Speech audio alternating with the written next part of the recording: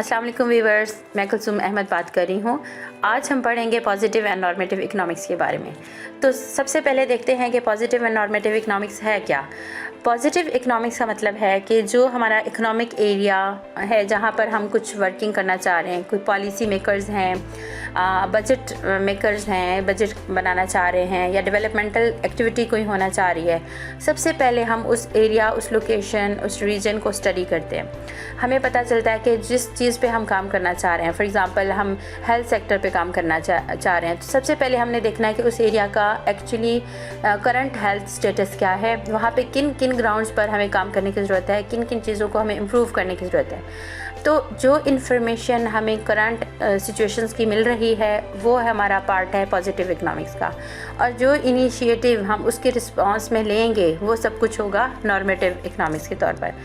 तो इन दोनों की हेल्प से ही हम कोई ना कोई डिसीजन ले सकते हैं। अब पॉजिटिव इकोनॉमिक्स क्या है, दो चीज़ें हैं, एक हमारे पास कॉज होता है, एक उसका इफ़ेक्ट होता है। सो पॉजिटिव इकोनॉमिक्स को हम ये भी कहते हैं कि व्हाट इज़, क्या है, क्या पहले सीन क्या है और हमें आगे क्या करना है। जैसे एक एग्जांपल है, government provided health care increases public expenditure, यानी कि जैसे जैसे गवर्नमेंट हेल्थ केयर के ऊपर ज़्यादा ध्यान देगी, ज़्यादा उसके ऊपर खर्चे करेगी, तो उसका जो बोझ है अल्टीमेटली गवर्नमेंट के ही ख़जाने पर पड़ेगा, कौमी ख़जाने को ही डिस्टर्ब करेगा।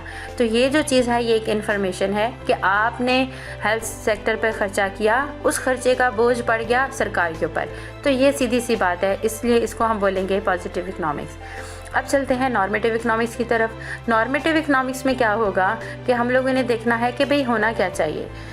जैसे आपने कोई इकोनॉमिक पॉलिसी बनाई, आपने उस पॉलिसी के ऊपर मीटिंग की और आपने बोला, जैसे ही बोला कुछ लोग उसकी फेवर में होंगे, कुछ लोग उसके अगेंस्ट में होंगे। तो नॉर्मेटिव इकोनॉमिक्स में हमने क्या करना है, वैल्यू जजमेंट्स की बात करनी है। जैसे कि कहें government should provide basic health care facilities to all its natives. Simple सी बात है कि हुकूमत को अपने पूरे ही मुल्क के इसके सेहत के ऊपर ध्यान देना चाहिए। अब कुछ लोग कहेंगे कि भाई सेहत के अलावा और भी मसले हैं, एनर्जी सेक्टर है, एजुकेशन सेक्टर है, और दूसरे इंफ्रास्ट्रक्चर है, बहुत सारे और भी सेक्टर्स हैं। तो क्या हम सारा ध्यान सिर्फ हेल्थ पर ही दें? तो बहुत सारे लोग इस चीज़ के अगेंस्ट होंगे और बहुत सारे लोग इस चीज़ की फेवर में होंगे। ज़ाहिर है लोगों की हेल्थ अच्छी होगी तो वो अपनी ज़िंदगी में अच्छा परफॉर्म करेंगे और इकॉनमी के लिए वो प्रोडक्टिव होंगे। तो अब हम देखते हैं कुछ एग्जांपल्स के ऊपर। पहली एग्जांपल है, a rise in interest rate will cause a rise in the exchange rate and increase in the demand for imported products. जैसे जैसे आपने इंटरेस्ट रेट को बढ़ाया, इंटरेस्ट रेट के बढ़ने की वजह से लोगों ने क्या किया, अपनी सेविंग्स को बैंक में रखा। जब वो अपनी सेविंग्स को बैंक में रख रहे हैं तो जो बिजनेसमैन है उनको ज़्यादा पैसा हम डिस्पर्स कर सकते हैं, उनको ज़्यादा से ज़्यादा अमाउंट दे सकते हैं। उस अमाउंट से वो क्या करेंगे, बिज़नेस करेंगे। जब वो बिज़नेस करेंगे तो उनको रॉ मटेरियल या मशीनरी बाहर से मंगवानी पड़ेगी।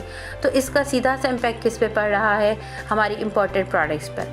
तो इसका मतलब है कि ये बात कंप्लीट सीधी है, इसमें हमें कोई डिस्कशन की ज़रूरत नहीं है। इसीलिए ये एग्जांपल है पॉजिटिव इकोनॉमिक्स की। अब हम देखते हैं दूसरी एग्जांपल, लोअर टैक्सेस में stimulate and increase in active labour supply, यानी कि आपने टैक्सेस को कम किया। जैसे ही टैक्सेस कम हो गए, एक तो बात यह है कि लोगों की डिस्पोजेबल इनकम बढ़ गई। अच्छा, दूसरी बात यह है कि जो प्रॉफिट अर्निंग फर्म्स हैं उन लोगों का प्रॉफिट भी इंक्रीज़ हो गया। इन्वेस्टर ने इन्वेस्टमेंट की तरफ ज़्यादा ध्यान दिया, कंज्यूमर ने ज़्यादा बाइंग के ऊपर यानी कि चीज़ों को बाय किया, बिकॉज उसकी डिस्पोजेबल इनकम आफ्टर टैक्स को बोलते हैं डिस्पोजेबल इनकम। तो अब क्या है कि जो इन्वेस्टर ने ज़्यादा ध्यान दिया अपनी इन्वेस्टमेंट के ऊपर, तो अब वो क्या करेगा, कंपनी को एक्सटेंशन की तरफ लेकर जाएगा या मे बी दूसरे बिजनेसेस में मर्जिंग या टेकिंग ओवर करे। तो जैसे ही वो अपने बिजनेस को बढ़ाएगा, वो क्या करेगा कि ज़्यादा से ज़्यादा डिमांड ऑफ लेबर बढ़ जाएगी, तो लेबर सप्लाईज जो हैं वो इंक्रीज़ होना शुरू हो जाएंगी।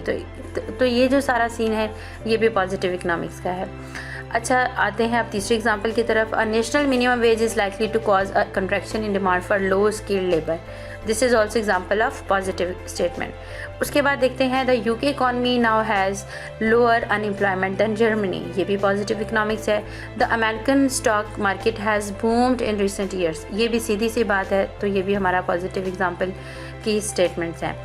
अब देखते हैं नॉर्मेटिव में क्या है। The decision to grant independence for the Bank of England is unwise and should be reversed. तो जिस भी स्टेटमेंट में शुड हो, इट मीन्स कि उसके ऊपर डिस्कशन हो सकती है, तो डिस्कशन वाला होगा normative economics. A national minimum wage is totally undesirable as it does not help the poor and causes higher unemployment and inflation. तो ये भी एक ऐसी स्टेटमेंट है जिस पे हम बात कर सकते हैं। हम कह सकते हैं नहीं भाई, इससे तो गुर्बत कम हो रही है, कोई कह रहा है कि गुर्बत बढ़ रही है। तो ये जो सारा सीन है ये भी है नॉर्मेटिव इकनॉमिक्स का। The national minimum wage should be increased to 5% as a method of reducing poverty। तो ये भी एक स्टेटमेंट है जिस पे डिस्कशन हो सकती है। Protectionism is the only proper way to improve the living standards of workers whose jobs are threatened by cheap imports. तो ये भी एक प्रोटेक्शनिज्म की अगेंस्ट या फेवर में बात है, तो इसके ऊपर भी हम डिस्कशन कर सकते हैं। ये भी नॉर्मेटिव एग्जाम्पल की ही एग्जाम्पल है। तो प्रैक्टिकल एप्लीकेशन क्या है हमारे टॉपिक की? पॉजिटिव एंड नॉर्मेटिव इकनॉमिक्स हमें हेल्प करते हैं कंट्री की पॉलिसीज़ बनाने में, बजट की एलोकेशन में, रिसोर्स की एलोकेशन में। तो इन दोनों के बगैर हम इकोनॉमिक पॉलिसीज़ को बना ही नहीं सकते या उनको इफ़ेक्टिव कर ही नहीं सकते। तो ये था आज का हमारा टॉपिक। अगर आपको ये पसंद आया तो like, share and subscribe my channel. Thank you.